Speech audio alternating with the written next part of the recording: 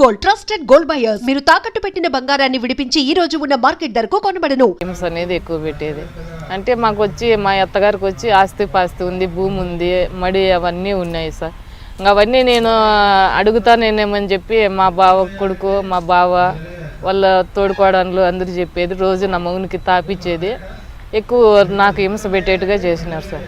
ఇంకా నన్ను ఇంటి పంపించేయాలి అని చెప్పి ఒకరోజు ఎక్కువ తాపేసినారు. కిరసనాలు కానీ చేతికి ఇచ్చినారు సార్. ఆమె చంపేసుకోండి చెయ్యి, మేము కలిసి ఇంటి నీకు చూసుకుంటామని చెప్పినారు. అతను వచ్చి ఒక రోజు తాగేసి వచ్చి నా మీద కిరసనాలు పోసి అంటించేదానికి తయారు పడిపోయినాడు.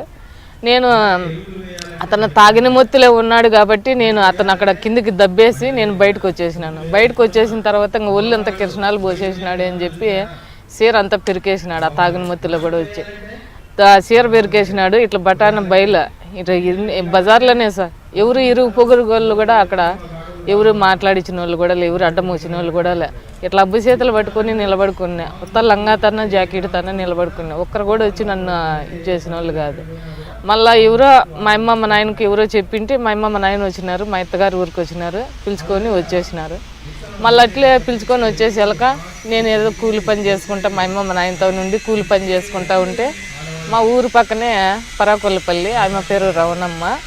ఆమె వచ్చి రోజు నువ్వు ఇట్లా కూలికి పోయేదానికన్నా నువ్వు హైదరాబాద్కి పోతే నెలకు 15,000 లేదా 10,000 జీతం ఇస్తారమ్మా. నువ్వు ఇంట్లో వంట చేసేది, బోకులు గడిగేది, కసువులు ఊడిసేది అట్లాంటివి చేసుకునేది అని చెప్పింది. కానీ నేను వినలేదు. వినకుండా గమ్ము నుండిపోయినా అట్లే పనికే పోతానే ఉంటుంది. రోజు వచ్చి నన్ను అడుగుతూనే ఉన్నింది. నేను ఎప్పుడూ ఆలోచన చేసి వినలా. ఓ రోజు ఒక 10 రోజులు అయితే మాకు చాలా ఇబ్బంది అయిపోయింది సార్. ఇబ్బంది అంటే చాలా ఇబ్బంది అయిపోయింది. ఇంట్లో తినేకి ఇది ఏది లేక ఇది కాకుండా ఉండే. ఆ టైంలో ఇంకా నాకు ఎక్కడ అవకాశం జరగక ఏదే దిక్కు తెలక నేను మళ్ళా వచ్చి ఆ టైంలో కూడా ఏమో అడిగింది, ఏమ్మా పాతావా, ఎట్లా నీ పరిస్థితి ఎట్లుంది, 10 రోజుల నుండి ఏమి సంపాదన కూడా లేదు, తినేకి కూడా మీకు అన్నం లేదు అని అని చెప్పింది సార్. సరే అమ్మా పాతాను లేనని నేను ఇంట్లో పనికి అయితేనే నేను పాతాను, వేరే పనికి అయితే నేను ఎక్కడ పోను, నాకు అట్లాంటివి పట్టవు. కానీ మీకు ఆ విషయం చెప్పే ముందు మీకు భర్త వేధించి రోడ్డు మీద కిరోసిన్ పోసి చంపడానికి ప్రయత్నం చేస్తున్నప్పుడు మీ నాన్నగారు మీ అమ్మగారు వచ్చి ఉన్నారు, కానీ కాలనీ వాళ్ళు ఎవరు ఆదుకోలేదు. పోలీస్ స్టేషన్కి కంప్లైంట్ ఎందుకు ఇవ్వలేదు? కంప్లీట్ ఇచ్చినా కూడా పోలీసు వాళ్ళు అప్పటికి పట్టించుకోలేదు సార్. ఎవరు నాకు ఆస్తి కావాలని కూడా కంప్లీట్ ఇచ్చినాము. నా మొగునాస్తి నాకు స్వాధీనం కావాలని కూడా కంప్లీట్ ఇచ్చినాము. కానీ నా మొగునాస్తి వాళ్ళు మా బావ కొడుకులు పోలీసులు ఏమన్నారు సార్, నీకు నీ ఆధారాలు ఏంటివి లేవు కదమ్మా, వాళ్ళ ఆధారాలు నీ తావా, ఆధారాలు ఏంటివని ఉంటే నువ్వు కోర్టుకి వేసుకోమ్మా అని అన్నారు. నీ భర్త కొట్టాడు అని కంప్లైంట్ ఇచ్చినప్పుడు కూడా యాక్షన్ తీసుకోలేదు? తీసుకోలేదు సార్, తీసుకోలేదు. అప్పటికి తీసుకోకపోవడం తర్వాత రమణమ్మ మీ దగ్గరకు వచ్చింది. ఆ తర్వాత ఏం జరిగింది? తర్వాత వచ్చి ఇంక ఇట్లే సార్ పనికి పోతా ఉంటే అమ్మ వచ్చి చెప్పిన తర్వాత మాకు ఎక్కువ గడిచేదానికే కష్టం అయిపోయింటే అంటే ఇంక మా అమ్మ మా నాయన వచ్చి వయసు అయిపోయింది సార్. ఇంక వాళ్ళు కొడుకులు ఏమో 2 ఉన్నారు, కానీ వాళ్ళు పట్టించుకోరు సార్. నేను మొగ్గు నిలిచిపెట్టేసి ఇంటికి వచ్చినానని చెప్పి వాళ్ళు కూడా పట్టించుకోలేదు సార్. పట్టించుకోకుండా ఉంటే మళ్ళీ ఇట్లా ఇంకేమో నేను నెలకు 10,000 15,000 అంటే నేను కూడా కొద్దిగా ఇదైనాను సార్. ఏదో మా అమ్మను మా నాయన పోషించుకుందాంలే, ఇంకా మాకు ఎవరు లేరని చెప్పి ఆలోచన చేసినాను. మళ్ళీ అమ్మ కూలికి పోతా ఇంట్లో మా అమ్మ మా నాయనకు కూడా చెప్పినలే నేను ఇట్లా వెళ్ళిపోతానమ్మా అని. కూలికి పోతానని చెప్పేసినా వెళ్ళిపోయినా. మళ్ళీ మా ఊరు పక్కనే స్టేషన్ ఉండింది. ఆ స్టేషన్ కాడికి వచ్చేయమ్మ నువ్వు టికెట్లు తీసుకుంటాను అని చెప్పింది అమ్మ రవణమ్మ. టికెట్లు తీసుకుంది. నేను ఆ స్టేషన్ కాడికి వెళ్ళక మళ్ళీ వచ్చి కదిరికి పిలుచుకొని వచ్చేసింది. కదిరికి పిలుచుకొని వచ్చి రైలు స్టేషన్లో దిగినాము. రైలు స్టేషన్లో ఏంటంటే మళ్ళీ గెజిల్రెడ్డిపల్లి క్వార్టర్స్లోకి పిలుచుకొని వచ్చింది. గెజిల్రెడ్డిపల్లి క్వార్టర్స్లో వచ్చి ఒక అతని పేరు ఒలి, ఒక అతని పేరు అజీమ, వాళ్ళిద్దరు వాళ్ళు మొత్తం అంతా మీటింగ్ అంతా వాళ్ళిద్దరిదే. ఈ అమ్మ తనకల్ నింటి కదిరికి పిలుచుకొని వచ్చింది. వీళ్ళు 3 బోకర్లే సార్. మొత్తం అయితే ఇప్పుడు వీళ్ళిద్దరు 3 మాత్రం బోకర్లే, పక్కా బోకర్లే. ఇక్కడ నింటే అమ్మాయిలను అక్కడ పిలుచుకొని పోయి ఇది చేసే బోకర్లు మాత్రమే. మళ్ళా టికెట్లు బుక్ చేయాలని చెప్పినారు. వాళ్ళు భాషలు అంటే నాకు భాష రాకుండా ఉండే సార్, అప్పుడు హిందీ రాకుండా ఉండే. వాళ్ళు మాట్లాడుకునేది నాకు అర్థం కాకుండా ఉండే. వీళ్ళిద్దరు అజయమని ఒలి మాట్లాడుకునేది. టికెట్లు 3 రోజులు పడుతుంది, 2 రోజులు లేట్ అవుతుంది అని ఎమ్మక రవణమ్మకి చెప్పినారు. మళ్ళీ ఏమక్క నేను నీ అమ్మని అడిగితే టికెట్లు లేట్ అవుతాయంటమ్మా 2 రోజులు ఉండాలంట మనం ఏడాను అని. సరేలే అని నేను మళ్ళీ భోజనము వాళ్ళు బాత్రూము పాసుబాల్ అన్న ఒంటికి ఏంటికి వాళ్ళన్నీ వాళ్ళు లోపలని అన్నీ ఇచ్చేసినారు, నన్ను బయటకు రానియకుండా. కదిర్లోనే సార్, గెజిల్రెడ్డిపల్లి క్వార్టర్స్లో చేసినారు. నేను బయటకు వస్తే నన్ను ఎవరన్నా పట్టుకుంటారేమో లేదు కనుక్కుంటారేమో అని చెప్పి నన్ను బయటకు రానియకుండా ఇచ్చేసినారు. కానీ మళ్ళీ 3 రోజుల తర్వాత టికెట్లు బుక్ అయినాయి అని చెప్పి వాళ్ళకి మళ్ళీ 3 రోజుల తర్వాత బురకాయ వేసినారు. నాకు బురకాయ వేసినారు, ఆటోలో పిలుచుకొని పోయినారు స్టేషన్కు. మీరు అడగలేదా నాకు బురకాయ ఎందుకు వేస్తున్నామని? అడిగినాను.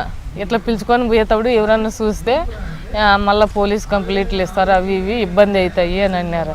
ఇప్పుడు పని చేసుకునేదానికే కదా పాతాండేది, ఇంకేంటికి కాదు కదా అన్నారు. అప్పుడు కూడా అడిగినాను నేను, పని చేసుకుండేకేమ్మా నీకేం మేమేమన్నా అబద్ధం చెప్తామా అన్నారు. ఏమో అబద్ధం చెప్తున్నారు ఎట్లా అని కూడా అడిగినాను నేను ఆ టైంలో కూడా. ఇంక మళ్ళీ ఎందుకు బురకాయ ఎత్తన్నారంటే ఎవరన్నా చూస్తే నీకు ఇబ్బంది అవుతుంది మాకు ఇబ్బంది అవుతుంది అన్నారు. సరేలే ఇంకేమోలే అని చెప్పి నేను ఆలోచన చేసిన. అంటే ఇప్పుడు ఉన్న గౌనం అప్పుడు లేదు సార్ మాకు, ఇప్పుడు ఉన్నట్టు అప్పుడు ఉన్నట్టే కదా అది వేరేగానే ఉండు. మళ్ళా పిలుచుకొని పోయినారు, కదిరి స్టేషన్లోకి పిలిచిపోయినారు. మళ్ళీ ఆడొచ్చి దీనికి ఇక్కడ ఉంది చూడు సార్, ఇది గుంతకల్, ఇది గుంతకల్ కాదేమో కాదు సార్, ధర్మవరానికి సార్, ధర్మవరానికి పిలుచుకొని పోయినారు. నైట్ 11 గంటలకు ఉందంట ట్రైన్. ఆ ట్రైన్కి ఎక్స్ప్రెస్కు పిలుచుకొని పోయినారు. నాకు ఇక్కడ చెప్పిండేది ఏమని హైదరాబాద్కు అని చెప్పినారు. సరేలే అని చెప్పి హైదరాబాద్కే కదా అని చెప్పి నేను ఆలోచన చేసిన. హైదరాబాద్ దాటుకున్నాము, అన్నీ దాటుకున్నాము. ఆటికి పోనాక ఇదేనా అంటే నేను హైదరాబాద్, ఇది హైదరాబాద్ కాదు ఢిల్లీ అంటారు. అది రవణమ్మను ఒలి ఇక్కడ నుండి తీసిచ్చిండేది టికెట్లు అజీము మెయిన్ బోకరు వాడే. మాకు టిక్కెట్లు కట్టినింటి వన్ ఖర్చులు అవన్నీ ఇక్కడి నుండి పంపించిండేది వాడే. వీళ్ళిద్దరు నాతో వచ్చిండేది మాత్రము ఒలిని రవణమ్మ, వీళ్ళు నన్ను నాటికి పిలుచుకొని పోయిండేది. మళ్ళీ ఇక్కడి నుండి అజీమ్ ఫోన్ చేసినాడు అక్కడ ఎవరికి జరీనాకు ఫోన్ చేసినాడు ఢిల్లీకి. అప్పుడు ల్యాండ్ ఫోన్లు సార్ ఉన్నింది, ఫోన్ చేసినాడు. మళ్ళీ ఆయమ్మ ఏమని చేసింది, ఆటో పిలుచుకొని రైల్ స్టేషన్ దాకా వచ్చింది. రైల్ స్టేషన్ దాకా వచ్చేళ్ళకి ఇంక వీళ్ళు మామూలుగా ఒలిని రవణమ్మ మామూలుగా పిలుచుకొని వస్తానే ఉన్నారు మనసుల్లో. పాతాన్నిటి గుర్తుపెట్టేసినారు వీళ్ళు వాళ్ళిద్దరిని, అమ్మ జరీన్ అనే అమ్మ. మళ్ళీ పాతాన్నిటి పిలుచుకునింది, ఆటోలు వస్తానే పెట్టుకుంది. బిరిబిన్ను వచ్చేసింది. బిరిబిన్ను వస్తానిట్టే ఊకున్న మళ్ళీ పైకి ఇట్లా చిన్న చిన్న కమరాలు ఉంటాయి సార్, పైన చిన్న కమరాలు ఉంటాయి. పిలుచుకొని పోయినారు. రూమ్కి పిలుచుకొని పోతే ఇట్లా పెద్ద హాల్ ఉంది సార్, పెద్ద హాల్ ఉంది. పైన చిన్న రూమ్లు ఉన్నాయి. ఒక ఆళ్ళు ముగ్గురు రూమ్లు ఉన్నాయి పైన. కింద ఇట్లా పెద్ద హాల్ ఉంది. ఆ హాల్లో వచ్చి అన్నీ టేబుల్ మాదిరి వేసినారు. ఇవి చెక్క ఉంటాయి సార్ టేబుల్, అట్లాంటివన్నీ ఇట్లా వరుస అట్లా వరుస ఇట్లా 4 పక్కల 4 వరుసలు వేసినారు. 4 పక్కల 4 వరుసలు వేసినారు. కానీ 4 పక్కల జీన్స్ ప్యాంట్లు వేసుకున్నారు, టీ షర్ట్లు వేసుకున్నారు, ఎంటుకలన్నీ ఎరపోసుకున్నారు, లిప్స్టిక్ మేకప్లు చేసుకున్నారు, మిడ్డీలు వేసుకున్నారు. మొత్తం అంతా లైన్లు కూర్చున్నారు ఆడపిల్లలంతా. నేను వాళ్ళ కళ్ళ చూసి నేను ఆశ్చర్యం పడిపోతే, ఏందక్క వీళ్ళు ఇట్లా కూర్చున్నారు అని అడిగినాను నేను నాటికి. వాళ్ళంతా ఇంట్లో ఉండోలేమ్మా, వాళ్ళంతా వాళ్ళ కూతుర్లు వాళ్ళ కోడన్లు అని చెప్పిరే, ఈడే మనం పనిచేసేది అని చెప్పింది అమ్మ. ఇట్లా పనిచేసేదానికి వీళ్ళంతా వీళ్ళకి ఎట్లా కూర్చున్నారు అని అంటే, అది నీకు వేరేగా ఉందిలే, నేను పైన చెప్తా పదా రూమ్లోకి పోదామని. మళ్ళీ పైకి పిలుచుకొని పోయినారు. భోజనం ఎత్తకొచ్చి పెట్టినారు. కొంచెంసేపు రెస్ట్ తీసుకోండి అని చెప్పింది జరీనా. కొంచెంసేపు పండుకున్నాము. కొంచెంసేపు పండుకున్న తర్వాత మళ్ళీ లేచినాము. స్నానం చేయకండి అని చెప్పి పంపించినారు కిందికి. స్నానం చేసినాము. మళ్ళీ డ్రెస్ వేసుకోమనింది. అక్కడ పంజాబ్ డ్రెస్సులు వేసుకోవాలంటే ఇట్లా చీరలు కట్టుకొనిరు. పంజాబ్ డ్రెస్ వేసుకోమన్నారు. బ్యూటీ పార్లర్ పిలుచుకొని పోయింది జరీనా. నన్ను పిలుచుకొని పోయింది. మళ్ళీ ఎంటుకలు కటింగ్ చేయించింది. మగమంతా బాగా నీట్గా చేయించేసింది. హైబ్రూ చేయించేసింది. ఫుల్గా మనిషిని బాగా మేకప్ చేసేదానికి తయారు చేయించేసా బ్యూటీ పార్లర్ పిలుచుకొని పోయి. మళ్ళీ అడిగి పిలుచుకొని పోయి మళ్ళీ ఇంటికి పిలుచుకొని వచ్చింది. మళ్ళీ పైకి పిలుచుకుపోయింది. పైకి పిలుచుకుపోయి ఇంకొక పాప అనే పాప ఉంటే ఆయమ్మతో ఉండే పిల్లలకే చెప్పింది, పాపకు గౌని అదే మిడ్డీ వేయించుకొని కిందికి పిలుచుకురండి అని. మేకప్ చేసుకొని వచ్చినారు. పిలుచుకొని వచ్చిన తర్వాత మళ్ళా కిందికి పిలుచుకొచ్చినారు మిడ్డీ వేసి. పిలుచుకొని వచ్చి మళ్ళా అడగొసని పెట్టి నన్ను కూడా వాళ్ళలోనే. జరిగినంత ఒక 50 మంది ఉన్నారు. ఇంకో తావు వచ్చిన నేమతో ఒక 40 మంది ఉన్నారు. ఇంకొక ఏమో తావు వచ్చి ఒక 100 మంది ఉంటారు. అంటే వెరైటీగా నీ తావు 30 మంది, ఇట్లా ఈసారి తావు 40 మంది, ఆ సారి తావు ఒక 50 మంది, అట్లా ఒక్కొక్కరు తావు ఒక్కొక్కరు మెయింటైన్ చేసేది. ఆడికి పిలుచుకొని పోయిన తర్వాత ఇక అక్కడ ఉండే పోలీసులు లంచాలు తీసుకున్నారు సార్. ఢిల్లీలో ఉండే పోలీసులు ఇప్పుడు నన్ను పిలుచుకొని పోయినారు. నన్ను పిలుచుకొని పోయిన తర్వాత అక్కడ గరివాళ్ళని ఉంటారు.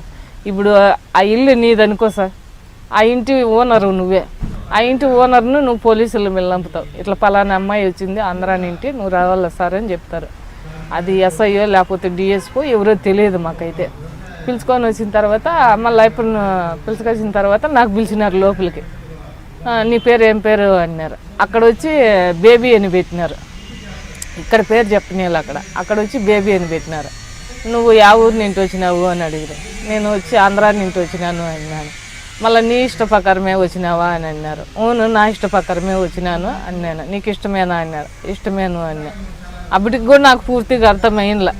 పని కోసం అనుకున్నాను, పని కోసమే అనుకున్నాను. అప్పటికి కూడా పూర్తిగా అర్థం కాల. వాళ్ళు చెప్పనులే నాకు.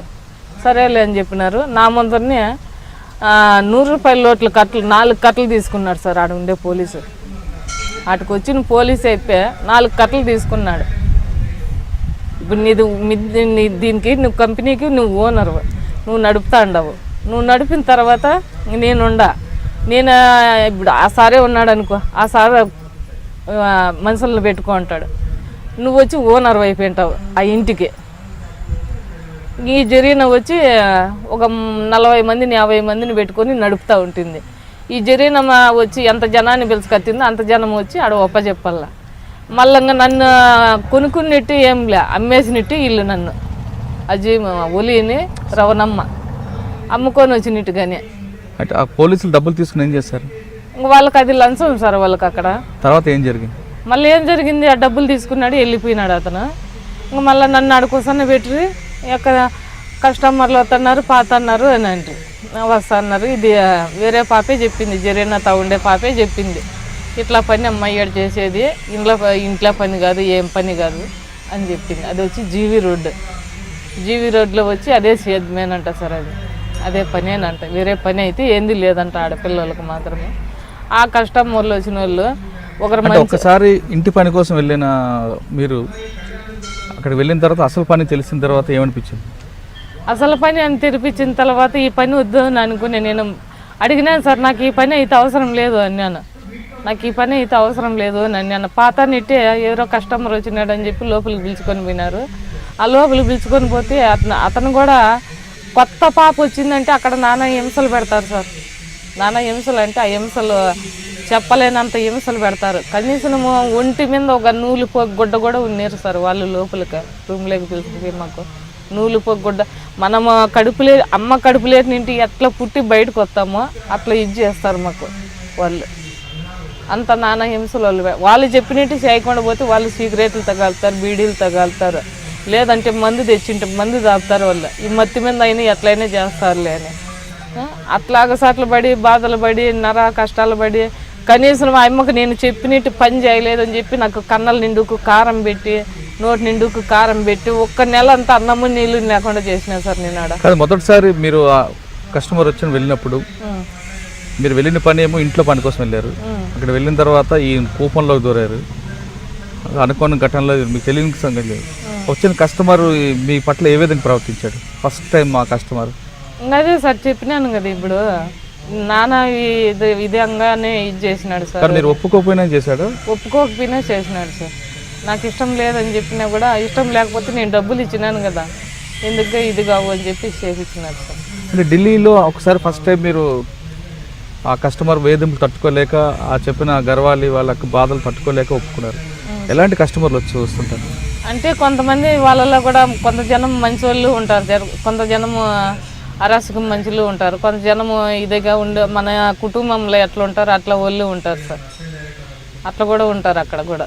అంటే రాక్షసులాగా ప్రవర్తిస్తారు కొంతమంది అంటారు. కొంత జనం రాక్షసుల మాదిరిగా ఇది అవుతారు సార్. కొంత జనం బాగుండోళ్ళు వస్తారు, కొంత జనం రౌడీలు అంటారు, గోండాలు అంటారు. అక్కడ వాళ్ళ తాగు పోయినా కూడా కష్టము అంటారు. అంటే రోజుకి ఎంతమంది? రోజుకు ఎంతమంది అని ఇది లేదు సార్. ఒకరని లేదు, ఇద్దరని లేదు, ముగ్గురని లేదు, నలుగురని లేదు. వారు రేయిం బొగులు అదే పని మీదనే ఉండాల మేమైతే. అంటే ఒక మిషన్లా పనిచేస్తుంది. ఒక మిషన్ మాదిరే పని చేస్తూనే ఉండాలి. నైట్ కూడా ఏం నిమ్మలం కూడా ఉండదు. కనీసం తిండి తినే కూడా నిమ్మలం ఉండదు. వాళ్ళు ఎక్కువ కస్టమర్, అది ఒకరు కానీ ఇద్దరు కానీ ముగ్గురు కానీ నలుగురు కానీ లోపలే కస్టమర్లు పెట్టుకొని ఒకరి మించి ఒకరు ఇది చేసుకుంటానే ఉండాలి సార్. అది లోపల కూడా నువ్వు వేరే వాళ్ళ తాకు మళ్ళీ వేరే వాళ్ళ తాకు పంపించకూడదు. నీ తాకు ఎంతమంది కానీ అంతమంది నువ్వే ఇది చేయాల. అట్లా టైంలో మేము ఇది చేసి కూడా మాకు పొద్దు గుంకెలకు మాకు నీరసం వచ్చినట్టు అయిపోతుంది, సుస్థ అయిపోతుంది. మాకల్లా అయితే తినేదానికి సక్రంగా తిండి ఉండదు సార్. అక్కడ అంత అనుభవించేసినాం మేము. కానీ ప్రతి మహిళకి నెలకి కొంత డేట్ ఉంటుంది కదా, ఆ డేట్లో కూడా చేయమని ఆ డేట్లో కూడా అవి కండమ్స్ వాడతాం కదా సార్. అక్కడ కండమ్స్ ఇస్తారు. అదే పనిగా డబ్బాలు బాక్సులు తెప్పిస్తారు సార్. అవి వేసుకొని ఇది చేయమంటారు. అవి వేసి చేయండి మీరు. అట్లా ఏమో ఇది కాదండి. కొంతమంది రాక్షసులాగా ప్రవర్తించడం, మనుషులను కొరకడం లాంటి చేస్తారంట, నిజమైనది? నిజమే సార్. అంటే అటువంటి ఘటనలు మీకు ఏమి ఎదురైనాయి సార్. ఎవరి దగ్గర? కస్టమర్ల దగ్గరే సార్. ఎవరి దగ్గరే, వేరే వాళ్ళ దగ్గర ఎవరి దగ్గర లేదు. కస్టమర్ల దగ్గరే. అంటే ఏ రకంగా హింసిస్తుంటారు? ఏ రకంగా అంటే వాళ్ళు చెప్పినట్టు మేము వాళ్ళు వేరే విధాలుగా చెప్తారు సార్. అవి రకరకాలుగా చెప్తారు. ఇప్పుడు మీరు చూస్తుంటారు కదా టీవీలన్నా సినిమాలన్నా సెల్ ఫోన్లన్నా కానీ అదే విధంగా చేయాలని అడుగుతారు వాళ్ళు. అవన్నీ మాకు అవన్నీ చేసేదానికి ఇష్టం ఉండదు కదా సార్. ఆ విధంగా నరకపోపంలో ఎన్ని సంవత్సరాలు ఉన్నాము మనం? అక్కడ వచ్చి ఒక 4 ఏళ్ళు ఉన్నాను సార్. అక్కడే ఢిల్లీలోనే సార్ 4 ఏళ్ళు ఉన్నాను. 4 ఏళ్ళు ఇటు మీ అమ్మగారు కానీ మీ నాన్నగారు ఏమో గుర్తు రాలేదు? గుర్తుకొచ్చినారు సార్. గుర్తుకొచ్చి ఏం చేయలేంగా, దగ్గర ఉన్నారు కాబట్టి వచ్చేసేదానికి. ఇంకా తప్పించుకొని బయటకు వచ్చినా కూడా పోలీసు వాళ్ళ చేతల్లో పడినామంటే వాళ్ళు కూడా నానా హింసలు పెడతారు సార్ అక్కడ. ఇప్పుడన్నా మేమేదో బయటకు వచ్చి ఇట్లా వచ్చి తెలజెప్పుతున్నాము కాబట్టి అక్కడ పోలీసు వాళ్ళు కూడా రొంత మట్టం అయినారు. అప్పుడైతే మట్టం అనేదే లేదు సార్. కిందికి పైన్నింటి కిందికి దిగి మెటుకులు దిగి కిందికి వినామనుకో వాళ్ళ చేతుల్లో పడినాం కూడా అంటే మళ్ళీ ఇంటికి రాలేము మేము. అట్లా అనుభవించినాము అక్కడ కూడా. ఇక్కడి నుండి ఆంధ్ర పోలీసు వాళ్ళు వస్తున్నారని చెప్తే అక్కడ వచ్చి కబోర్డులు ఉంటాయి సార్. ఒక్కొక్క కబోర్డులో వచ్చి 50 మంది పడతారు పైన. ఆ కబోర్డుల్లో దాచిపెట్టేది ఎవరు కనుక్కోలేరు. నువ్వు కనుక్కోలేవు, నేను కనుక్కోలేను, ఎవరు కనుక్కోలేరు. దాంట్లో ఊపిరి కూడా ఆడదు మాకు. ఆ గెవుల్లో పెట్టేస్తే ఒక 20 మంది 30 మంది పడతారు దానిలో కబోర్డుల్లో. దానిలో దానుకున్నామంటే ఇక్కడ నుండి ఆంధ్ర పోలీసు వాళ్ళు వస్తారంటే అప్పుడే ఇన్ఫర్మేషన్ తెలిసిపోతుంది అక్కడ ఢిల్లీ వాళ్ళకు. ఆంధ్ర పోలీసు వాళ్ళు వస్తున్నారు, మీరు అంత జాగ్రత్త పడాలని అని చెప్పి అప్పుడే పిల్లలందరినీ దాచిపెట్టేస్తారు. కబోర్డులు ఉంటాయి దానిలో దాచిపెడతారు. కబోర్డు బయటకు కనపడదు? కనపడదు సార్. మామూలుగా కబోర్డులు అంటే చిన్న చిన్న కబోర్డులు ఎంతే సార్. దానిలో వాకిన్లు కూడా అవి లోపలికి గెల్లి పెట్టినా కూడా మామూలుగా ఎట్లుంటాయి అట్లే ఉంటాయి అక్కడ. వేరే విధంగా కూడా మళ్ళీ మూసినారా తెరిచినారా దీనికి గెల్లు ఉన్నాయి అని కూడా కనుక్కోలేరు ఎవరు కానీ. అట్లుంటాయి ఆ కబోర్డులో. ఆ కబోర్డులో ఒకవేళ పానం ఉండి 1 గంట పడుతుందో 2 గంటలు పడుతుందో వాళ్ళు వచ్చి వెళ్ళిపోయాక అంతకు లోపల సత్య చేయొచ్చు, బతికితే బతకచ్చు దాంట్లో. ఆ కబోర్డులు నింటి బయటకైతే పల్లెం తిరిగిపోయినాయి. 4 సంవత్సరాల తర్వాత ఢిల్లీ నుంచి ఎక్కడికి వెళ్ళాము? ఢిల్లీ నుంచి నాకు పెట్టిండి హింసలు అనేది చూడలేక కింద వాచ్మ్యాన్ ఉన్నాడు సార్. వాచ్మ్యాన్ ఉంటే ఆ వాచ్మ్యాన్ తర్వాత నుండి బయటకు వచ్చినాను సార్. నేను బయటకు వచ్చి ఆ వాచ్మ్యాన్ అనేప్ప నాకు టిక్కెట్ తీసిచ్చి ఆటో బాడికి ఇచ్చి ఆటోకి ఎక్కించి ఆటో ఇప్పటికి చెప్పి ట్రైన్ ఎక్కించినాను. నాకు అనంతపురం ట్రైన్. ఇక్కడ ఇప్పుడు ఢిల్లీ నుండి ఇక్కడ అనంతపురానికి ట్రైన్ వచ్చింది కదా సార్. ఆ ట్రైన్ ఎక్కించినాడు. మళ్ళీ అనంతపురం నుండి అనంతపురంలో దిగినాను. మళ్ళీ ఇక్కడ అనంతపురం బస్ స్టాండ్కి వచ్చి బస్సు ఎక్కి మా ఊరికి వచ్చినాను సార్. మా ఊరికి వచ్చిన తర్వాత ఇక్కడ కూడా మా పుట్టినలో కూడా చాలా ఇదే అయినాం సార్. అంటే నువ్వు అక్కడి నుంచి తప్పించుకుని వచ్చిన తర్వాత మీ కుటుంబం అనంతపురం వచ్చావు. అనంతపురం నుంచి మీ పుట్టింటికి వెళ్ళావు. వాళ్ళని ఆదరించారా? ఆదరించలేదు సార్. ఎక్కడ పోయింది ఏం కథ అని అందరూ సూటిపోటు మాట్లాడిన వాళ్ళే కానీ ఒక్కరు కూడా ఏదో ఆమె అగసాట్లో పడుకొని వచ్చింది, ఆమె బాధలు పడుకొని వచ్చింది లేదు. ఈ సానుభూతి అనేది చూపించలేదు సార్. సానుభూతి ఇంట్లో వాళ్ళు తల్లి నేను ఇంటికి వచ్చేళ్ళకనే తల్లిదండ్రి కూడా లేరు. తల్లిదండ్రి చనిపోయినారు. అన్నున్నాడు, తమ్ముడు ఉన్నారు. వాళ్ళు కూడా ఏం పట్టించుకోలేదు సార్. అమ్మ అక్కడ పోయి వచ్చింది, మాకు ఏం పని అమ్మతో ముగ్గుని ఇచ్చిపెట్టేసింది. అమ్మ నాయన చనిపోయినారు ఈ అమ్మ గురించి అని చెప్పి మా అమ్మ మా నాయన చనిపోయినారని చెప్పి అన్న తమ్ముడు ఇద్దరు పట్టించుకోలేదు సార్. ఉండేకేమో ఎవరు పట్టించుకోరు. అట్లా టైంలో కూడా నేను ఉండి కూడా జీవనం చేసుకున్నాను సార్. ఇది మామూలుగా పక్కన ఉంటారు కదా ఇరుగు పొరుగులు, వాళ్ళు కూడా చుట్టుపోటు మాటలతోనే పొడిచినారు. కానీ ఏదో ఆ అమ్మాయి వచ్చింది, మనం ఆడమనిషం కదా, ఆ అమ్మని ఎట్లాంటి అని అనుకునేది కూడా లేకుండా అనుకున్నారు సార్. నీళ్ళ కొల్లాయిల కాడంట, పనికి పోయింతావంట, ఆయమ్మ అక్కడ పోయి వచ్చింది, ఆయమ్మ ఎగసట్లు పడి వచ్చింది, ఆ బాధలు పడి వచ్చింది అని అనుకునే వాళ్ళు ఉన్నారు సార్. ఎదురుగా అయితే అన్ని వాళ్ళు లేరు, ఎదురుగా అంటే కొంత బాధపడతారని సూటిపోటు మాటలతోనే. ఇప్పుడు నేను నువ్వు ఎడ కూర్చోండవు, నేను ఆడ అనుకునేది నీకు వినపడతానే ఉంటుంది కదా సార్. అది అనేది మనసులో ఒక బాధ అనేది కలుగుతానే ఉంటుంది సార్. మేము బుద్ధుండి బుద్ధి లేకుండా ఈ బాధ ఎక్కువ ఉంది. ఈ బాధ కొన్నాళ్ళు అనుభవించినాము. ఎప్పుడైతే మళ్ళీ మాకు తెలియదు అని చెప్పి మేము ఏరో వాళ్ళు వచ్చి మాకు ఎవరో కదిరిలేక ఏదో పని మీద వచ్చింటే మళ్ళీ ఇట్లా నువ్వు ఫలానా తాగిపోతే నీకు న్యాయం జరుగుతుంది అని చెప్పినారు. ఫలానా తాగంటే ఎవరు అంటే మళ్ళీ ఇట్లా అని మళ్ళీ ఈసారి ఇచ్చుకున్నారు. మళ్ళీ ఈ మేడంకి ఎవరో చెప్పినారు, ఇట్లా పలానూరు నుండి పలానా తనకల నుంచి అక్కడి నుండి గాయం వచ్చింది అని చెప్పినారు. చెప్పాక మళ్ళీ ఎల్లప్ప సారు భానుజీ మేడము వచ్చి మా ఇంటికాడికి కారు వేసుకొని వచ్చినారు సార్. కారు వేసుకొని వచ్చాక అప్పుడు నాకు కొంచెం ఇది అయింది సార్, ధైర్యం వచ్చింది. ధైర్యం అంటే కొద్దిగా చూడు, ఇప్పుడు మా అమ్మ మా నాయన లేరు నాకు తోడు, ఉండేవాళ్ళు పట్టించుకోవాలా, మొగుడు అనేవాడు చనిపోయినాడు, మొగుడు నింటి ఆస్తి పాస్తి నాకు అందల, ఇట్లా పుట్టినింటి నింటి నాకేం అవకాశాలు లేవు. ఏమంటే ఇంక నిన్ను అత్తగారి ఇంటికి ఇచ్చి చేసేసినాము, నీ బరువు బాధ్యతలన్నీ మేము దింపుకునేసినాము, అదేమన్నా వాళ్ళే చూసుకోవాలన్నారు. వాళ్ళ నింటి ఏం ఆశించాల, వీళ్ళ నింటి ఏం ఆశించాల. కానీ ఇప్పుడు మేడం తర్వాత నేను ఒంటరిగానే ఉన్నాను, బిడ్డలు అయితే లేరు నాకు. మేడం మీద నమ్మకం పెట్టుకొని నాకు తల్లిదండ్రి అయినా అమ్మ అయినా నాయన అయినా అని ఆయమ్మ అనుకొని నేను ఆయమ్మ మీదనే బతుకుతాను సార్. ఇంతవరకు అయితే ఎవరి మీద నేను ఆధారపడలేదు.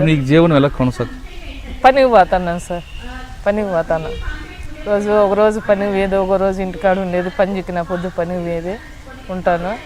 మేడంతోనే కొంచెం ఎక్కువ నేను అక్కడి నుంచి వచ్చి మళ్ళీ మేడం ఇచ్చేసి మేడం వచ్చి మళ్ళీ నాకు కేసు పెట్టించి ఎఫ్ఐఆర్ చేపించి వాళ్ళ మీద ముగ్గురు మీద కేసు పెట్టి మళ్ళీ వాళ్ళని జైల్లో కూడా పెట్టించి వాళ్ళని ఇచ్చేసి మళ్ళీ డిఎస్పీని మొత్తం పోలీసు వాళ్ళను మేడము అందరము పోయి మళ్ళీ అక్కడి నుంచి 20 మంది పిల్లలను కూడా పిలుచుకొని వచ్చి కమిటీ అత్యాచారాల పైన నిరోధ కమిటీగా నిలబడి ఎవరిని ఇట్లా పానీయకుండా అక్కడ పోతే చెడిపోతారు, మేము ఎట్లా చెడిపోయినాము మీరన్నా బాగుపడండి, మీరు చెడిపోకూడదు, మీరు బాగుండాలని చెప్పి అందరికీ బాగా ధైర్యంగా ఉండి సపోర్ట్గా మేము ఎదుర్కొంటూనే ఉన్నాం సార్.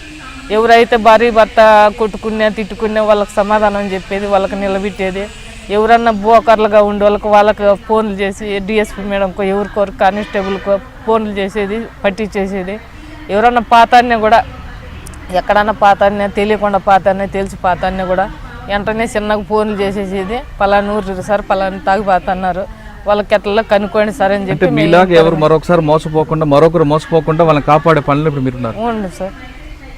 ఇప్పుడు మేమంటే ఎట్లా చెడిపోయినాం సార్, మా జీవితాలు ఎట్లా చెడిపోయినాయి, ఉండోళ్ళన్నా ఏదో బాగుపడుకోవాలి అని చెప్పి మేము ఇది కమిటీ నెంబర్గా 10 మంది ఉన్నాం సార్. 10 మందిలో కూడా మాకు అదే ఇదిగానే ఉన్నాము. మేము ఏటికైనా సిద్ధమే, ఒకవేళ మా పానాలు పోయినా మాకేం నష్టం లేదు, ఉండోళ్ళన్నా బాగుపడాలని చెప్పి మేము కమిటీ నెంబర్లకు ఎందుకొని దీనిల మీద డ్యూటీ చేస్తున్నాం సార్.